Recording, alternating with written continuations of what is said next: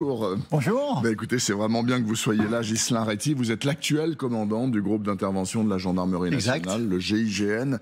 Et vous êtes le 11e homme qui est capé avec ce titre-là, puisque en fait, il y en a un parmi vous qui a fait 2 fois la direction du GIGN. Alors, il se trouve que vous êtes là, pas comme ça, vous n'êtes pas tombé par hasard sur ce studio.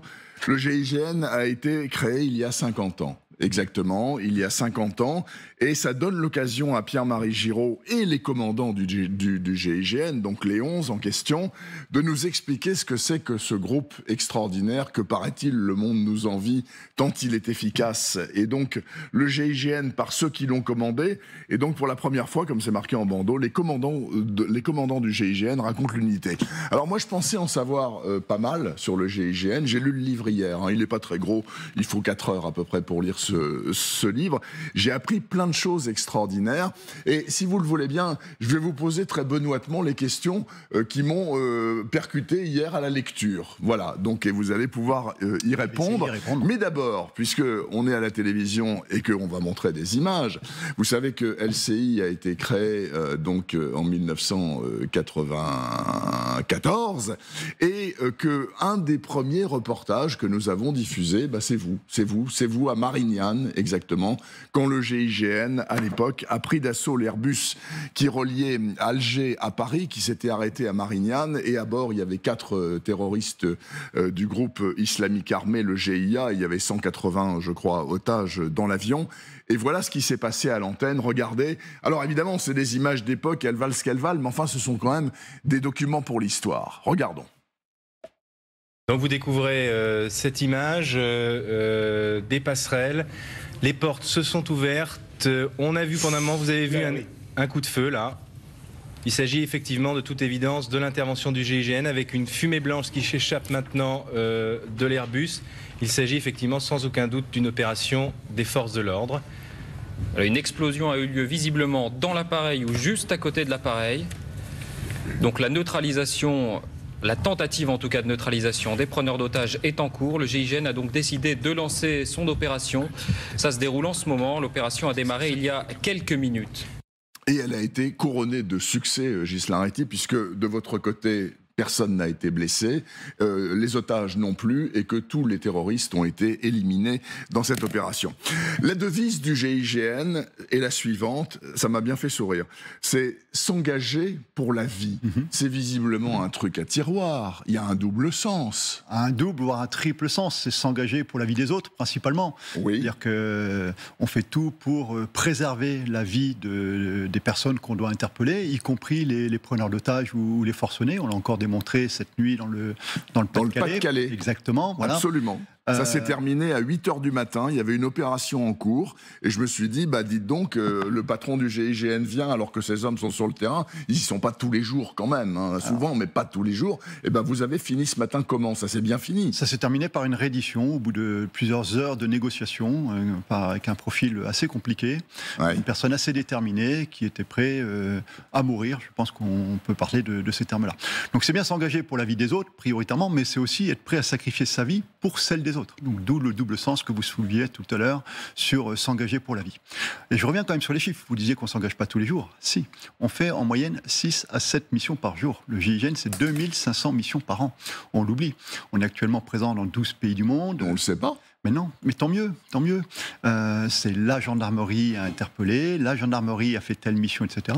Mais souvent derrière le terme gendarmerie, donc on travaille toujours au profit d'enquêteurs, au profit d'unités de gendarmerie, mais il y a un appui du GIGN qui est assez conséquent. Écoutez, c'était marqué sans doute dans le livre à un moment, mais ça m'a échappé parce que très honnêtement, je ne pensais pas que vous étiez sur le terrain tous les jours. Mais enfin, le fait est que, ok, il n'y a pas de problème, mais c'est énorme quand même, 2500 opérations par an, c'est phénoménal. Ça fait 6-7 missions par jour, effectivement. Alors, bon, en l'occurrence, vous êtes 1000 aujourd'hui. Alors qu'au départ, il y a 50 ans, vous étiez combien? 20? 25? Exactement, un petit peu moins d'une vingtaine à sa création. Christian Proutot a lancé l'opération. D'ailleurs, on peut l'écouter, d'ailleurs, le fondateur du GIGN, Christian Proutot, là. Il n'y a pas de balle perdue dans ce foutu métier. les balles, elles vont toujours quelque part. Et ce que je voulais, c'est que les gens prennent totalement conscience du pouvoir qu'ils avaient, que nous qualifions au groupe le pouvoir de Dieu, le pouvoir de vie et de mort. On n'est pas fort parce qu'on a une arme. On est fort parce qu'on sait ne pas l'utiliser. C'est quoi le sens de ce qu'il dit, M. Proutot, là ? Ok, il n'y a pas de balle perdue, c'est vrai, mais qu'est-ce qu'il veut dire exactement ? Il faut que vous soyez totalement maître de votre puissance de feu et que vous tuiez jamais ou le plus rarement possible. Alors, on essaye au maximum de repousser l'usage des armes, c'est-à-dire qu'on va pousser la légitime défense jusqu'à son paroxysme, sachant qu'on est bien protégé, qu'on a aujourd'hui des tactiques et des techniques qui nous permettent de reculer cet usage des armes. Et si vraiment on doit faire usage des armes, eh ben on essaiera de viser l'épaule armée pour neutraliser l'individu, pour pouvoir ensuite le remettre à la justice après des soins si besoin, mais en tout cas pas lui ôter la vie. Alors, je précise quand même que l'entraînement du GIGN est absolument épouvantable. Enfin, c'est de tous les témoignages qui sont dans le livre notamment. Enfin, tous disent que c'est à la limite du soutenable. Et d'ailleurs, il faut quand même préciser que sur les 23 morts en 50 ans, parmi les hommes du GIGN, il y en a 17 ou 18, je crois, qui sont morts à l'entraînement. C'est-à-dire qu'ils se sont tués en entraînement parce qu'ils sont tombés d'un hélicoptère ou d'une falaise, etc. Donc c'est pas en engagement que vous avez perdu le plus d'hommes. Non, c'est pas en engagement qu'on a perdu le plus d'hommes, effectivement. Pour autant, aujourd'hui, tout est fait quand même pour préserver la vie des membres du GIGN, y compris à l'entraînement. Donc on en perd fort heureusement très très peu dorénavant en entraînement, et malheureusement on continue à en perdre en mission, et y compris en entraînement aussi. Et je précise d'ailleurs que le dernier homme à avoir été tué du GIGN, c'était au mois de mars, en Guyane, dans la lutte contre les orpailleurs clandestins. Il y a un de vos hommes qui a été abattu dans une opération de maintien de l'ordre, donc dans la forêt, j'imagine, en Guyane. Comment c'est né tout cela ? Eh bien, c'est né, d'après ce que j'ai compris, d'un double traumatisme international et national. Il y a eu Munich, avec la prise d'otage des athlètes israéliens par les Palestiniens. Et il y a eu un drame ici en France, à Cestas, à côté de Bordeaux. Quand les gendarmes de l'époque ont vu le fiasco de la police allemande qui n'a pas réussi à sauver les otages, et quand les gendarmes d'Aquitaine ont fait ce qu'ils ont pu, mais n'ont pas pu empêcher le forcené de tuer ses enfants et de se tuer ensuite, qu'est-ce qui s'est passé ? En fait, il y a eu une prise de conscience qu'il y avait un besoin. Il y avait une carence dans le système gendarmerie où il n'y avait pas d'unité dédiée à la libération d'otages. D'où la création du GIGN, comme vous l'avez souligné, post-Munich et post-l'affaire de Cestas. Il y a d'autres événements, mais ce sont quand même les deux événements marquants qui ont poussé à la création de cette unité. Au départ, une toute petite unité, une unité à moins de 20 personnes. Progressivement, les missions ont été rajoutées parce que, fort heureusement, il n'y a pas de prise d'otages ou de forcenés tous les jours. Non. Et aujourd'hui, le GIGN fait de plus en plus de missions de police judiciaire, c'est-à-dire des interpellations à risque d'individus qui peuvent avoir fait des trafics d'armes, des homicides ou d'autres affaires criminelles. Donc aujourd'hui, la majeure partie de l'activité, c'est des activités dans le domaine de la criminalité organisée.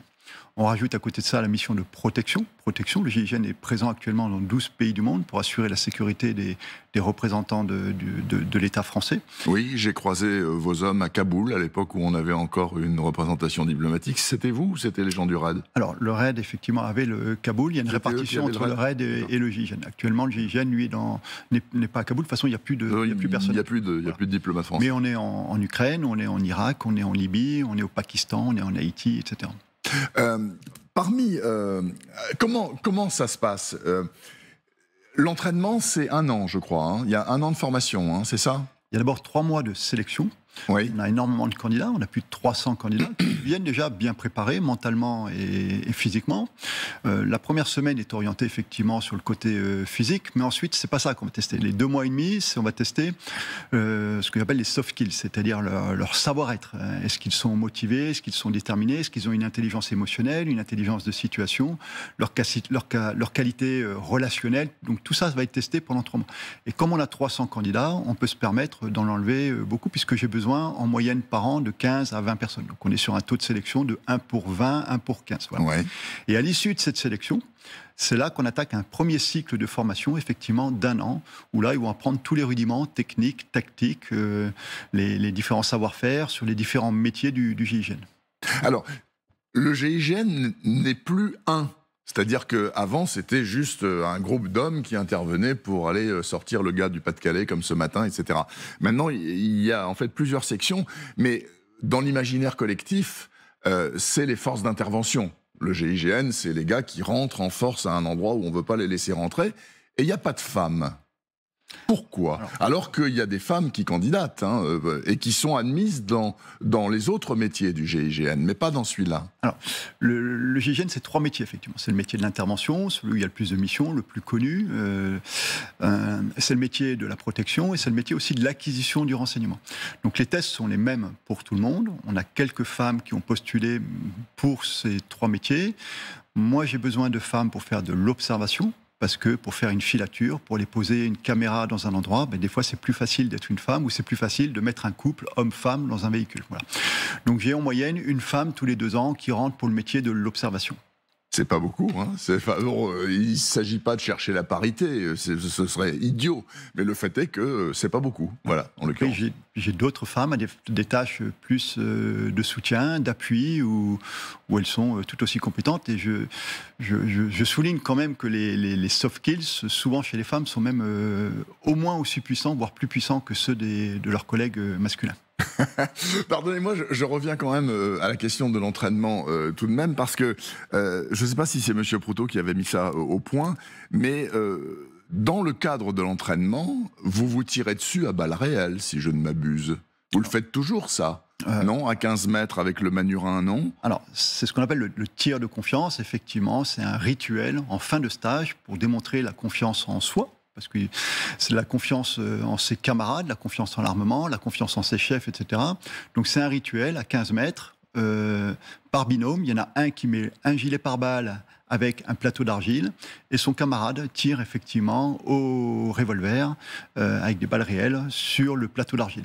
Je précise quand même que le plateau d'argile, derrière, il y a un gilet pare-balles, donc l'individu est très bien protégé, le risque est quasi nul, voilà, mais c'est toujours assez impressionnant, et ça demande c'est la consécration de l'entraînement dans le domaine du tir. Parce que 15 mètres, c'est pas loin.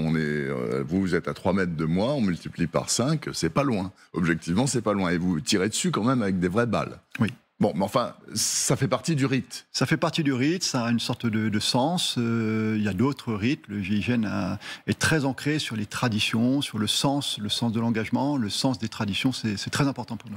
Alors, vous avez, puisque vous nous avez dit que vous aviez des milliers d'opérations tous les ans, on ne va pas toutes les passer en revue. Donc, on a vu des images tout à fait historiques de ce qui s'est passé à Marignane avec l'Airbus d'Air France. Il y a d'autres opérations très symboliques où vous êtes intervenus. Je pense par exemple en Nouvelle-Calédonie à l'affaire de la grotte d'Ouvéa. Ça a été très important, je crois qu'on va peut-être voir quelques images. Est-ce que par endroits, c'est... comment dire ? Est-ce que par endroits, vous êtes gêné par les politiques, pourquoi pas, qui vous demandent de faire ci plutôt que comme ça, parce qu'il y a de la politique en jeu? C'était peut-être le cas avec M. Ponce, à l'époque, le ministre en charge. Ou est-ce que par endroits, vous êtes en compétition directe, et je pense notamment aux Chinois, avec les gens du RAID, c'est-à-dire vos homonymes, enfin vos alter-ego de la police, et comme on dit, passez-moi l'expression, vous vous tirez la bourre, en quelque sorte, pour avoir l'opération en main, pour avoir la responsabilité de l'opération. Alors, il y a une clarification qui est très nette. Ouvert, ça. Oui, c'est ouvert. 88. La répartition entre le RAID, le GIGN et pour Paris, la BRI-PP, les textes sont là, donc on les applique. Zone urbaine ou pas zone urbaine? En gros, zone urbaine et le périurbain pour la gendarmerie avec le monde dit rural. Mais il y a des thématiques aussi. Le contre-terrorisme aérien, c'est le GIGN. Sauf que vous aurez 400 hommes du GIGN à la cérémonie d'ouverture des Jeux.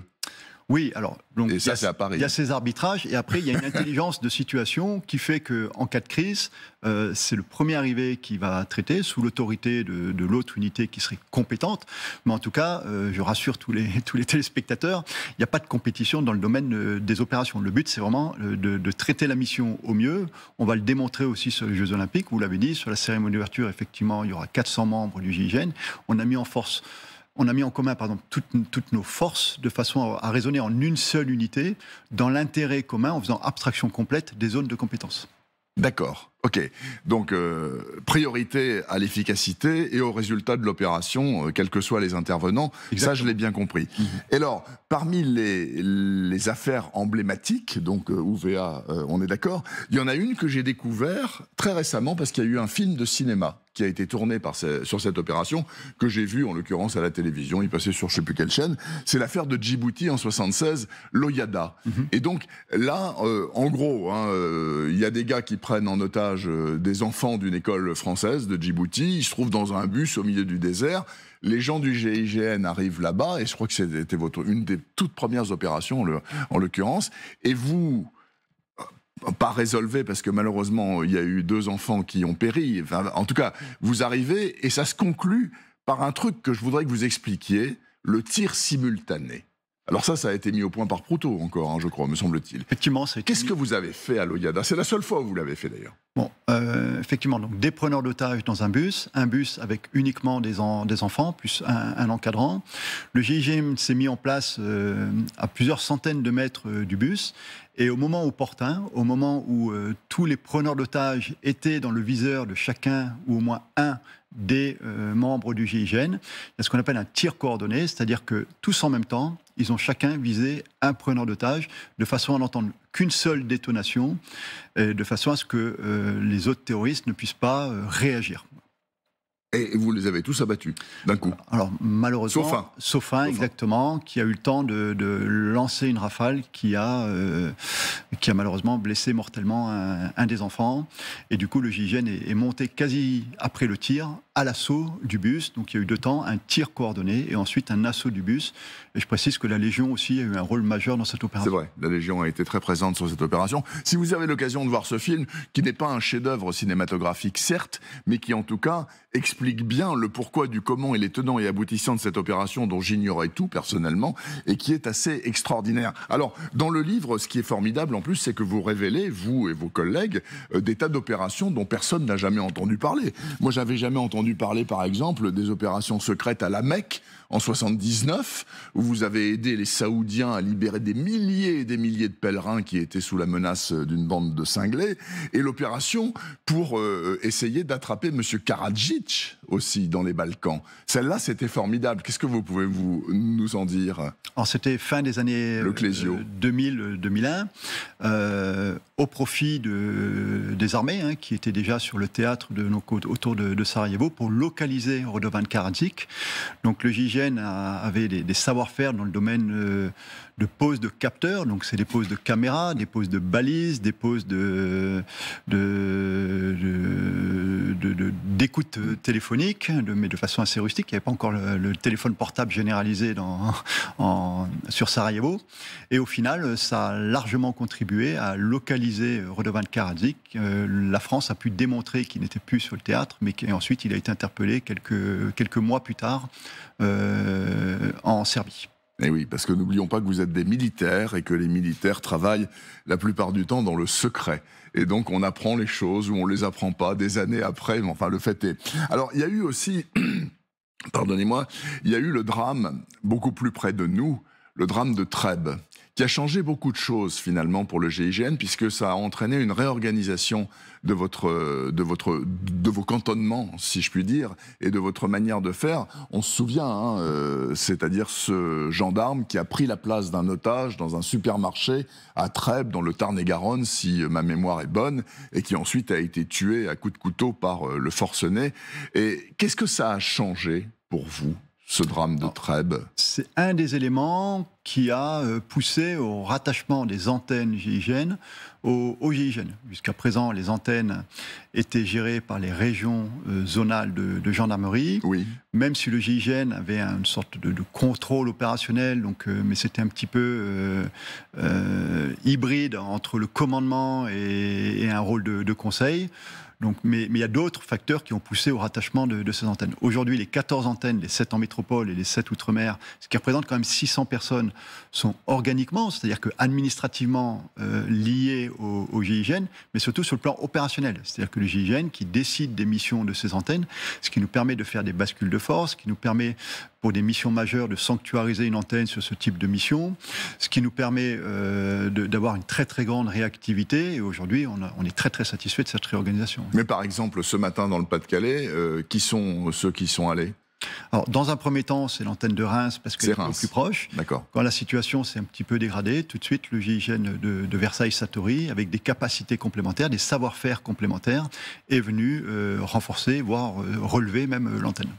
Quelle est votre religion, entre guillemets ? Parce que quand vous arrivez à un endroit où quelqu'un tient en otage plusieurs personnes, ou même menace éventuellement de se tuer lui-même, etc., votre priorité, c'est de ne pas faire couler le sang. Ça, j'ai bien compris. Ni le vôtre, ni celui du gars en face. Donc, vous négociez. Il faut parler, il faut négocier. Et alors, j'avais mis un post-it sur le livre où on dit « Quand on nous tire dessus, c'est le début de la négociation ». Je ne sais plus si la phrase est exactement celle-là. Qu'est-ce que vous voulez dire par là ?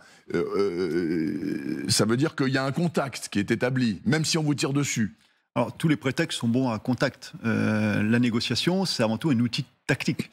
C'est-à-dire, c'est pour savoir déjà s'il est vivant ou s'il est décédé, c'est pour savoir potentiellement sa position, c'est pour savoir éventuellement ses phases, dans quel état d'esprit il est. Est-ce que, voilà, ça nous permet peut-être de l'amener d'un côté alors qu'on veut agir de l'autre côté, donc ça nous permet de faire des diversions. Donc c'est bien un outil tactique. Idéalement, bien évidemment, la finalité de la négociation, c'est la reddition du preneur d'otages, ou au moins la libération des otages. C'est toujours plus facile de traiter avec quelqu'un qui n'a plus d'otages, donc qui est seul retranché, que quelqu'un qui a des otages. Voilà. Donc c'est ça, en fait, la négociation.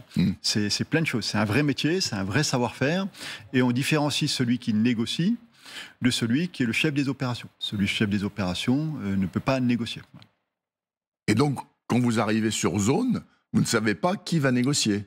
Alors si, parce que nos négociateurs, ils sont prédéterminés, ils sont dans les sections d'alerte. Oui. Voilà. Et la négociation, avant même qu'on arrive, on prend déjà en compte la négociation, on se renseigne sur le profil psychologique de l'intéressé, on s'enseigne sur l'historique de la situation, parce qu'une négociation, ça se prépare. On n'arrive pas comme ça en prenant le haut-parleur et on commence à dire rends-toi. C'est pas ça du tout. Je vous dis, ça s'inscrit dans un schéma tactique et donc il faut bien travailler sa négociation d'entrée parce que les premiers mots vont être les plus importants. Si on n'arrive pas à faire cette accroche, ensuite on peut éventuellement ne jamais pouvoir avoir un contact direct avec le preneur d'otage ou le forcené. Et très clairement, c'est marqué noir sur blanc dans le livre, par les témoignages, il y en a plusieurs dans ce sens-là, vous ne vous interdisez jamais de reculer. S'il faut reculer pour solutionner le problème, vous reculez. Vous n'avez pas de fierté à reculer face à un type dangereux. Notre seule fierté, c'est qu'il n'y ait pas de blessés, encore moins de morts, et qu'à la fin, l'individu soit interpellé pour être remis à la justice ou à un hôpital psychiatrique. Voilà. Donc, quel que soit le mode opératoire, s'il faut reculer, bien évidemment, pour éviter une prise de risque ou pour rassurer la personne qui dit « moi, je ne veux pas avoir de force de l'ordre reculer », bon, potentiellement, on pourra reculer. On ne se refuse rien. Une toute dernière question. Est-ce que vous êtes les meilleurs au monde dans ce créneau-là? Je vous mets pas en parallèle avec les gens du RAID parce que ce serait trop vache. C'est pas le problème. Mais est-ce qu'on fait appel à vous dans le monde entier pour la formation ou pour des opérations d'intervention? Alors, ce serait très prétentieux de dire qu'on est les meilleurs du monde. Chaque unité d'intervention dans des pays assez puissants ont des très très bonnes unités d'intervention. Hein. Donc, on échange avec tous ces pays-là et toutes ces unités-là en gagnant-gagnant. Après, c'est vrai qu'on est assez sollicité pour des formations. L'année dernière, on a fait plus de 80 pays différents d'actions de formation. Avec des thématiques bien ciblées. On a même été sollicité pour intervenir parce qu'on a des savoir-faire, comme on l'a fait en Belgique en 2015 ou comme on l'a fait pour la Coupe du Monde de rugby au Qatar, où les Qataris ont sollicité spécifiquement... Coupe du Monde de foot. Coupe du Monde de foot, pardon. Voilà. Le rugby, c'était ici. Non, le rugby, c'était ici. Voilà. Mais les enchaînements tout s'enchaîne. Donc, on était présents dans les stades, au profit du Qatar, prêts à intervenir, au-delà que ce soit des supporters français ou l'équipe de France. C'était vraiment au profit de toute la Coupe du Monde de foot. Merci beaucoup, commandant Ghislain Réty, donc l'actuel commandant du GIGN, qui témoigne dans ce livre avec ses 10 autres collègues. Donc Pierre-Marie Giraud, les commandants du GIGN. Je précise que tous les bénéfices de ce bouquin iront au GIGN, en l'occurrence, ou aux enfants des... Non, ça va à une association au profit de la gendarmerie, pour les orphelins de la gendarmerie. Voilà, pour les orphelins de la gendarmerie. Et merci d'être venu en parler pour les 50 ans du GIGN. En tout cas, ça se lit très très bien, presque comme un polar. Et d'ailleurs,